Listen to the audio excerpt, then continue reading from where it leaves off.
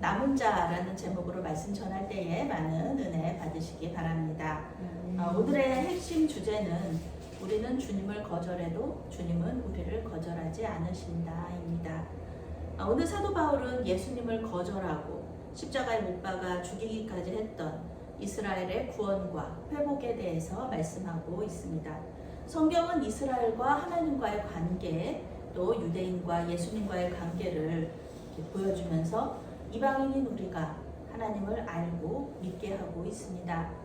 아담과 하와가 선악을 알게 하는 나무의 열매를 먹고 죄를 지은 이후에 하나님의 구원 계획은 이스라엘을 통해 나타납니다. 아브라함과 약속하시고 아브라함의 자손인 이스라엘을 통하여서 시작점이죠. 구원의 시작점이죠. 그래서 이스라엘과 하나님과의 관계를 계속해서 보여주면서 하나님이 어떤 분이신지, 하나님이 무엇을 기뻐하시는지, 또 하나님은 어떤 계획을 세우고 계시는지를 알려주는 거예요. 하나님은 이스라엘을 시작점으로 해서 모든 인류가 구원받기를 원하셨습니다. 그런데 이스라엘은 하나님의 마음을 모르고 자꾸 엉뚱한 길로 가요. 은혜로 구원을 받은 사람들이 율법으로 구원을 받겠다고 나서는 것이죠. 행위로는 구원받지 못한다는 것을 계속해서 성경은 말해주고 있거든요. 그런데도 하나님처럼 되고 싶은 이 인간의 욕심, 완벽한 사람, 완벽하게 율법을 지켜서 하나님처럼 완벽한 사람이 되어서 구원을 받고자 하는 그런 욕심, 그런 욕심이 구원에 이르게 하지 못합니다. 우리는 그럴 수 없어요. 예수님을 제외하고 율법을 행함으로 구원받을 사람은 아무도 없다는 것입니다. 사람이 아무리 노력해도 예수님처럼 죄 없이 살 수 없습니다. 결국 이스라엘 사람들은 예수님이 자기들 뜻에 찬성하지 않으셨기 때문에, 자기들 마음대로 하지 않으셨기 때문에 십자가에 못 박아서 예수님을 거절하고 죽이는 그런 일이 벌어집니다. 하나님의 그 뜻, 하나님의 구원 계획을 거절한 이 사람들의 결국은 멸망이죠. 멸망당해 마땅한 사람들입니다. 하나님을 죽였잖아요. 그런데 공의의 하나님이시라면 이스라엘을 버리고 다른 민족을 택하시든지, 아니면 또 그냥 새로운 일들을 버리시든지 그렇게 하셔야 되는 거죠. 그런데 하나님의 공의는 약속을 지키시는 것으로 나타납니다. 이스라엘은 하나님을 버려도요, 하나님은 이스라엘을 버리지 않으신다는 것입니다. 왜냐하면 그것을 하나님께서 약속하셨기 때문에, 아브라함에게 약속하셨기 때문에 그 약속을 하나님께서 지키시는 것으로 이 공의가 드러난다는 것입니다. 사도 바울은 하나님이 자기 백성을 절대로 버리지 않으신다, 이렇게 말하고 있어요. 그 증거가 바로 자기 자신이에요. 사도 바울이에요. 예수님을 거절하고 예수님 믿는 사람들을 잡아서 죽이는 일에 앞장섰던 사람이잖아요. 그런데 이 사도 바울은 이스라엘 사람이었고요. 그리고 아브라함의 자손이며 베냐민 지파다. 빌립보서 3장 5절에서 사도 바울은 자기가 히브리인 중에 히브리인이다, 이렇게 말하고 있어요. 죄인 중에 괴수인, 자신을 구원하신 하나님께서, 자신을 버리지 않으신 하나님께서 다른 이스라엘 사람들을 구원하시지 않겠느냐, 이렇게 말하는 거죠. 누구든지 회개하면, 하나님께로 돌아오면 하나님께서는 구원해 주신다는 것입니다. 아무리 과거에 정말 많은 죄, 큰 죄, 심지어는 예수님을 죽이는 그런 죄를 저질렀을지라도 예수님을 믿기로 결단하고 회개하면은 구원해 주신다는 것이 하나님의 공의이고 은혜라는 것입니다. 물론 사도 바울은 이스라엘 사람들이 구원을 받는다고 해서 모든 이스라엘 사람들이 구원받는다는 얘기를 하는 것은 아니에요. 유대인들이 예수님을 거절하고 십자가에 못 박아서 죽였다고 이렇게 생각하지만, 하나님께서 은혜를 베풀어서 선택하신 사람들이 있다는 거예요. 그런 상황 속에서도 예수님을 영접한 사람들, 예수님을 붙잡은 사람들이 있다는 거예요. 그런데 이거는 그 사람들이 잘해서 그런 게 아니라 하나님께서 선택하셨다는 거예요.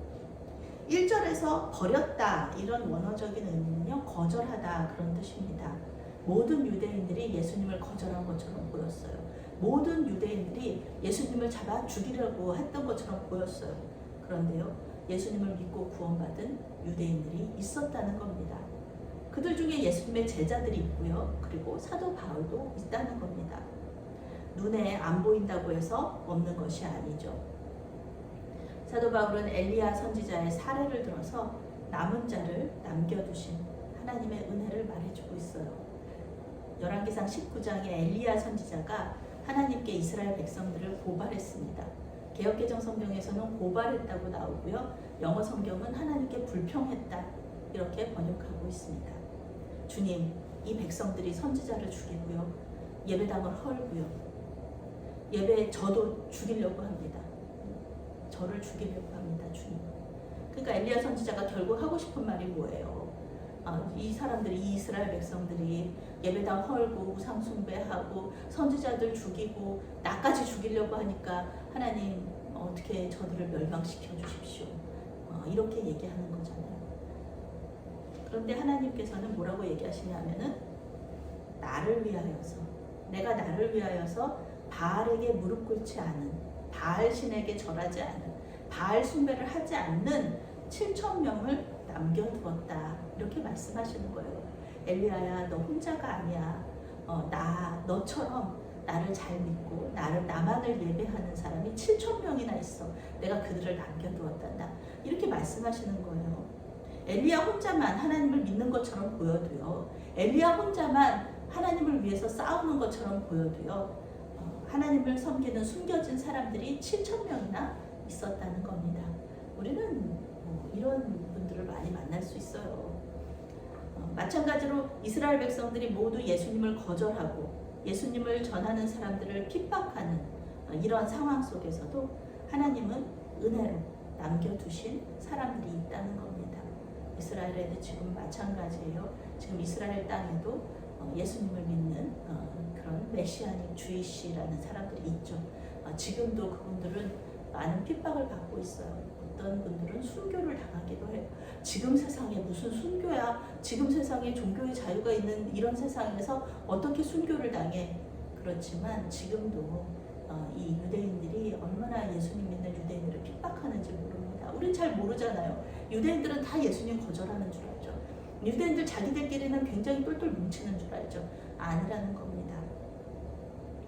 은혜라는 것은요, 원어적인 의미로 선물이라는 뜻인데요, 받을 자격이 없는 사람들에게 주는 선물이에요. 내가 어떤 사람한테 내가 잘한 게 하나도 없어요. 그 사람이 그 사람에 대해서 내가 선물 받을 만한 일을 한 게 없는데 선물을 이렇게 주는 거예요. 그런 거가 은혜라는 거. 그게 원어적인 의미로는 은혜라는 겁니다. 하나님 앞에서 선한 행위를 해서 받는 게 아니라는 거예요. 선한 행위를 하면 또 얼마나 우리가 선한 행위를 하겠습니까? 예수님처럼 선한 사람이 어디 있어요?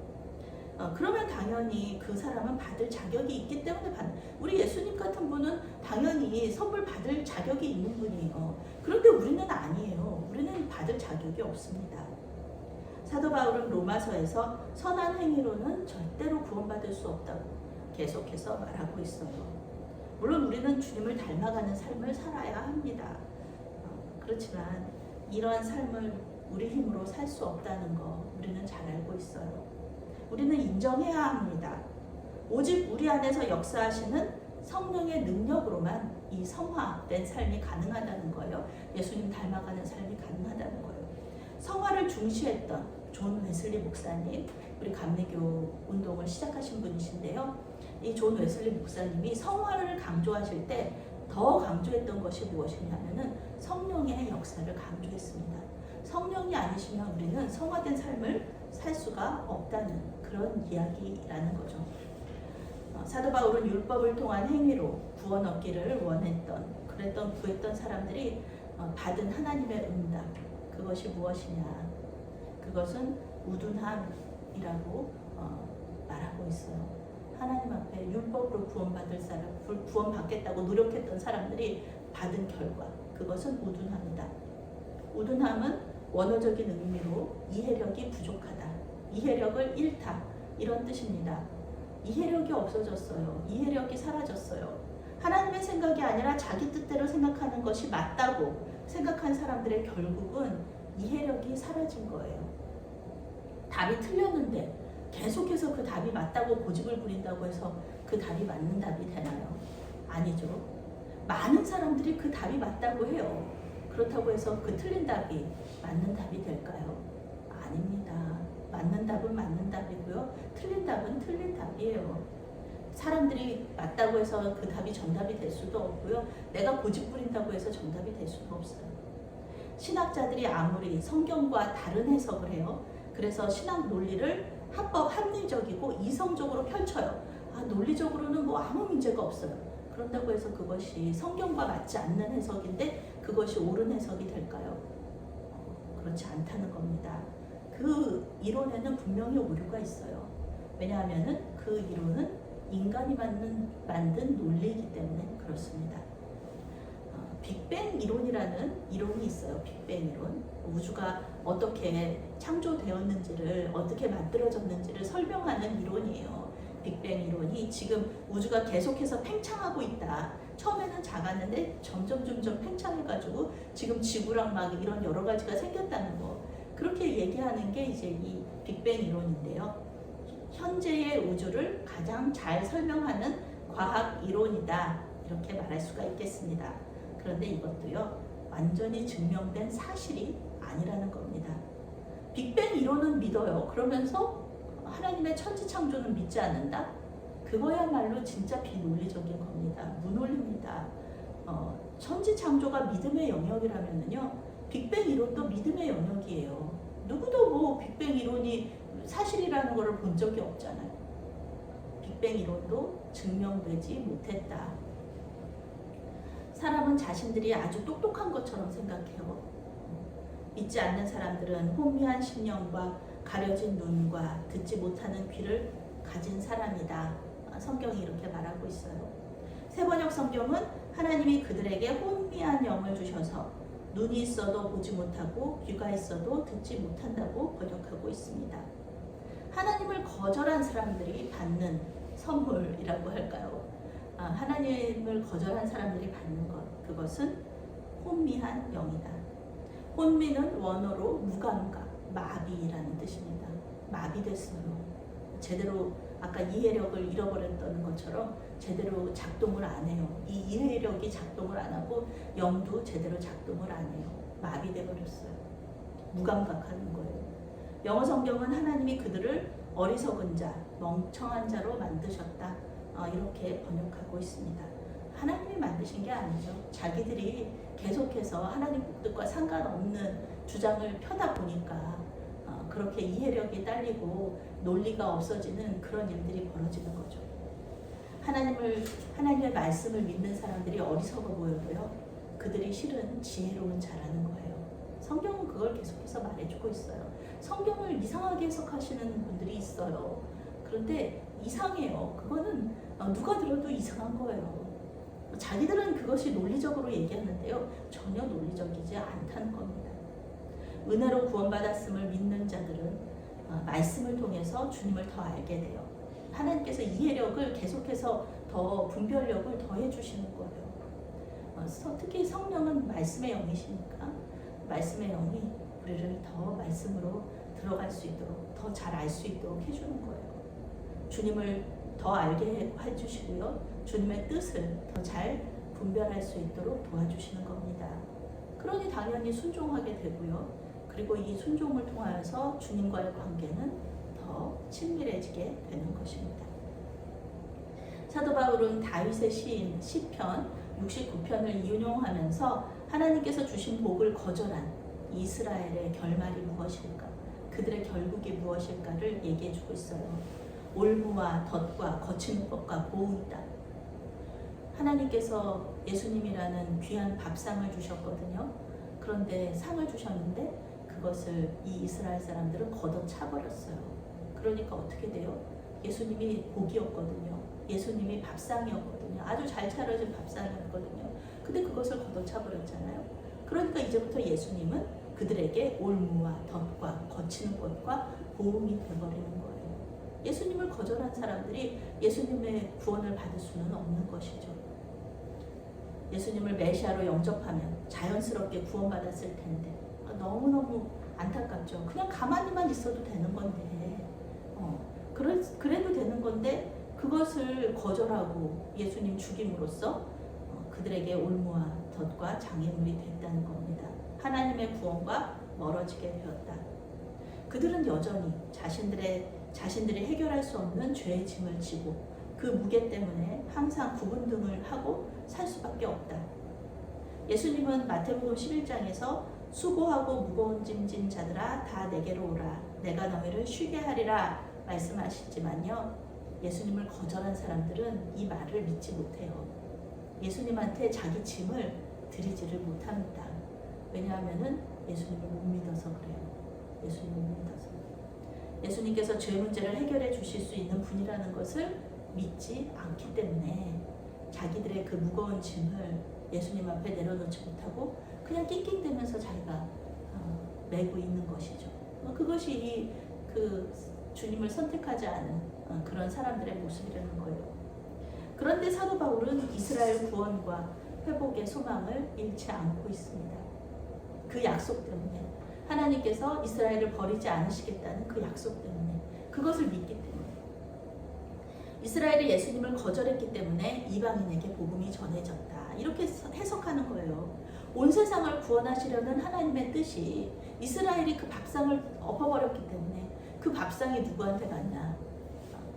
그것을 받은 사람들 이방인이라는 거예요. 이방인은 거절하지 않았다는 거예요. 결국 이스라엘은 이방인이 주님께로 돌아오는 것을 시기하고 질투해서 저 하나님은 원래 우리 하나님이었는데 저 이방인들이 저렇게 복을 받네? 이런 걸 보면서 자기들도 예수님께로 돌아오게 될 것이다 라는 것을 이 사도 바울이 소망하는 거죠. 이방인과 유대인이 예수님을 중심으로 연합할 거라는 거. 이것은 뭐 창세기에서 우리 볼 때도 계속 이어져 오고 있는 거잖아요. 그 요셉이 애굽의 총리가 돼서 한쪽에서는 유대인 자기 형제들 그리고 한쪽에서는 애굽인 자기 신하들하고 같이 식사하는 그 장면이 창세기에 나오잖아요. 그런 것처럼 유대인과 이방인이 따로 이렇게 분리된 사람들이 아니라 예수님을 중심에 모시고 같이 함께 연합하여서 교회를 세워가는 것. 그것이 사도 바울이 로마서에서 얘기하는 것이고요. 지금 반복하고 있는 이 로마의 교회 사람들, 유대인과 또 이 로마 사람들이 이렇게 반복하고 있었는데 그것을 그 문제를 해결하는 방식으로 얘기를 해주고 있는 거죠. 로마 교회를 향한 사도 바울의 소망이면서 하나님의 소망이라고 말할 수가 있는 것입니다. 오늘 사도 바울은 두 종류의 남은 자를 말하고 있어요. 예수님을 영접한 사람들도 영접하지 않은 사람들 사이에서는 남은 자고요. 예수님을 영접하지 않은 사람들도 영접한 사람들 중에서는 남은 자입니다. 두 남은 자 그룹이 있어요. 그런데 이 두 남은 자가 받은 응답은 너무나 다르다는 거예요. 예수님을 영접한 남은 자는 지혜와 구원을 얻지만 예수님을 영접하지 않은 남은 자는 어리석음과 멸망을 얻는다. 이렇게 두 남은 자를 볼 때 우리가 어떤 선택을 해야 되겠습니까? 너무 자명한 거잖아요. 우리는 예수님을 믿는 그 선택을 해야 된다는 거죠. 그런데요, 놀라운 것은요, 이 예수님을 믿지 않는 것을 선택하는 사람들이 많다는 겁니다.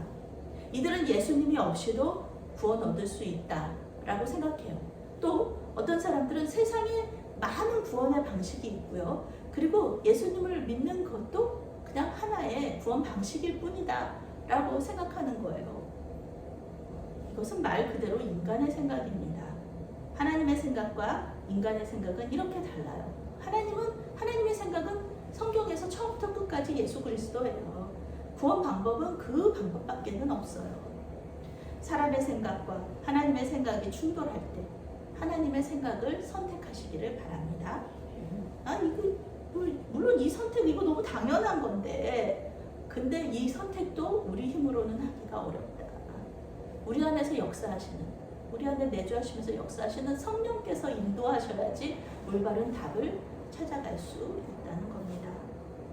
하나님께서 우리를 거절하지 않으시고 하나님의 약속을 신실하게 지키신다는 그 이유로 하나님께서 우리를 너무너무 사랑하신다. 그 독생자 아들까지도 주셨다. 그런 이유로 우리 하나님을 무시하지 마세요. 우리 하나님은 은혜의 하나님이시면서 또한 심판의 하나님이시고 공의의 하나님이시라는 것을 우리는 항상 기억해야 합니다. 우리가 잘못된 선택을 하는데도 가만히 내버려 두시는 분이 아니에요. 잘못된 선택을 하는데 가만히 내버려 두신다? 그것은 아버지가 아니시죠. 우리를 사랑하시는 분이 아니십니다. 우리가 잘못된 선택을 할 때는 멈추기도 하시고 또 때로는 우리를 채찍질도 하시면서 우리를 올바른 길로 이끌어 주시는 분이 바로 우리 하나님이십니다. 우리의 영이 주님 안에서 회복될 수 있도록 우리를 하나님께 맡겨드리시기 바랍니다. 주님께서 우리의 구세주가 되심을 믿으면서 그분의 말씀에 순종으로 응답하시는 저와 여러분이 되시기를 바라겠습니다. 아멘. 사랑의 하나님, 멸망당에 마땅한 죄인인 우리를 불쌍히 여기시고 구원하여 주시니 감사합니다. 주님을 영접한 남은 자로서 주신 복에 감사하며 그 말씀에 순종하는 삶을 살게 하여 주시옵소서. 유대인과 이방인이 함께 예배하며 주님만을 섬기는 하나님 나라가 속히 오게 하여 주시옵소서. 예수님의 이름으로 기도합니다. 아멘.